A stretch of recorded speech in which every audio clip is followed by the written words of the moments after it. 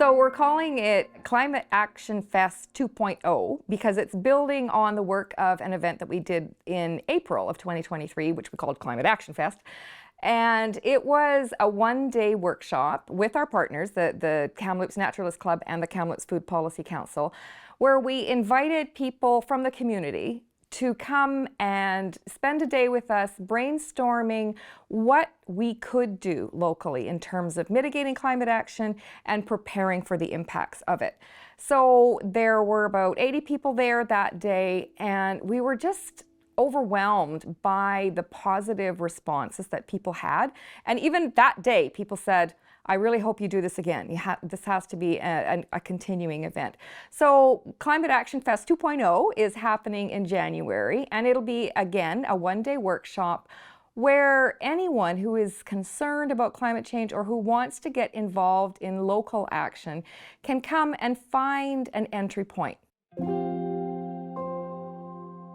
I think we will follow a similar format to the last time, where we had a get-to-know-you exercise first, and then a space where people could pitch their project ideas. You know, I think we should do, this. We need more safe bicycle parking, for example. That was one of them. So a chance for people to pitch their ideas, projects that they would like to help lead or work on. It's an open space concept where people can migrate to the ideas that appeal to them. And then they can build a plan for a project. And that's exactly what happened. So after that day, we actually walked out of the first Action Fest with about 10 or so projects that people wanted to lead in the community. And some of them are still ongoing. Some of them are completed. Some of them have fallen by the wayside because they weren't viable. 2 of them, actually. But we have still about 7 projects that are currently ongoing, plus the 2 completed ones, that are a way for people in our community to contribute to making Kamloops more resilient. One of them was a group that felt Kamloopsians need easier access to resources on how they can figure out their own carbon footprint and what they can do about it to minimize their own carbon footprint. And what they did was they created some resources, which are up on our website at transitionkamloops.net, where people, so they reviewed various carbon footprint calculators and found one that they thought was the most appropriate for our climate and our area.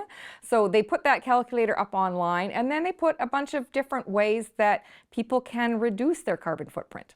So one of the things they did was created a collection of vegetarian recipes, because obviously diet is one of the big ways that people can reduce their carbon footprint, going away from beef especially and towards more plant-based meals. That's one. But another one of the projects that is completed is talking about safe bicycle parking. If you want to reduce your carbon footprint, your transportation patterns are a huge way that you can do that. So many people want to bike, but even with the infrastructure that we have for bikes, which we're also hoping to improve, there's very little safe bike parking around commercial areas in Kamloops. So this group decided that they would interview and survey the local business community to find out what the barriers were and the obstacles are to providing safe bike parking for their employees and their customers. And they've completed that survey and given the data to the City of Kamloops, and it'll be incorporated into the planning going forward for safe bicycle parking. So those are 2 that are completed. Some of the projects that are ongoing, one of them is on green burial. Burial is, something we're all, or, death is something we're all going to have to face sooner or later. And there's this huge bump of baby boomers that are getting older and that are going to have to make decisions about how their bodies should be treated after death. So the most common option in British Columbia right now by far is flame-based cremation, which has a pretty high carbon footprint. So this group is looking at options for green burials and doing advocacy for other types of burials that have a lower carbon footprint. So that's one. Another one of them is called Imagine Kamloops. And it's a project that we want to use to help residents imagine a more sustainable community going forward. So one of the things that we're just starting on now is we're going to be inviting neighborhood associations to invite their residents to facilitated meetings with us where we can help them identify what priorities would make their neighborhood more walkable, more bikeable, what would make people feel safer, what would help build connections between neighbors, and how can we support them to make those things happen.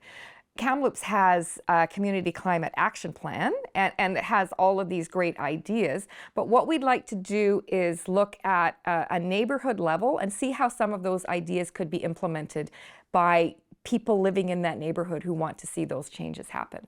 So that's another one of the projects that's happening right now.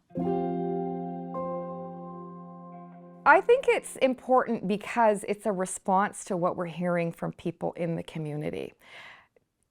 I don't have to tell you that our summers are no longer reliable because of wildfires, and if it's not fire, it's often smoke from somewhere else. You know, we've been affected by floods and droughts. The heat domes make our summers, you know, completely, you can't go outside for part of the time. So all of that is having the effect of making people a lot more concerned about climate change, and it makes them, some of them, anxious about what the future will look like. And I think that this program provides a way for people to get involved with others and they feel like they're doing something. And I think that that is really one of the key reasons that people want to get involved. They see action as a way to handle the anxiety that comes from knowing that these changes are coming at us. And a lot of the time we feel helpless. Some of the changes that are needed are really high level. We're not going to be able to implement them in Kamloops, but some of them we can. And this program is an opportunity for us to tease out some of the ways that average people with a few hours to volunteer every week can just get involved in that process of building our resilience and making our community more prepared for the changes that are coming. Hope is a luxury, you know? I think that I am not overly hopeful, but I feel that anything we do will have an impact. You know, I don't think we're going to meet the 1.5 degree target that has been identified by the IPCC as, you know, the safe level that we really don't want to hit. But I do know that every little bit of difference that we make keeps us a tiny bit lower than where we would be going otherwise. So I think there is a huge role for people in making sure that we actually mitigate the worst of the problems that are coming down the pipe. It's going to take more people to get involved to make governments do the things that need to be done. I think that that's largely true. Governments don't get too far ahead of what people want because they're afraid of not being elected next time. So many young people in particular are interested in pushing the municipality and pushing the provincial government and even the federal government to take the steps that are needed, which you could certainly argue aren't happening to the scale and scope of what's needed. We don't have a lot of time, and I think that's another reason that people are feeling the need to step up now. We've seen a huge increase in the number of people who are interested in volunteering with us, and most of them are saying it's driven by concerns about climate change. Transition Kamloops is a registered not-for-profit. Our focus is local. There are other groups that do work at the provincial level and at the federal level. Our focus is really Kamloops and the immediate area. So we look at economic, social, and environmental resilience. They're all connected. You need to look at all of those areas in order to really serve the community well. So while this event is focused mainly on climate change, We also realize that another big problem is that people are just becoming so divided that we can't talk to each other anymore. And that, those sort of social connections are also what we're hoping to foster through this kind of an event. Just even getting to know your neighbors, getting to know other people in the community who are interested in doing similar things. All of those community connections actually make our community stronger as well. I think I just want to invite the community, because whether or not you've been active before, whether or not this is something new to you, if you just want to be a part of doing what's best for the community, then please come.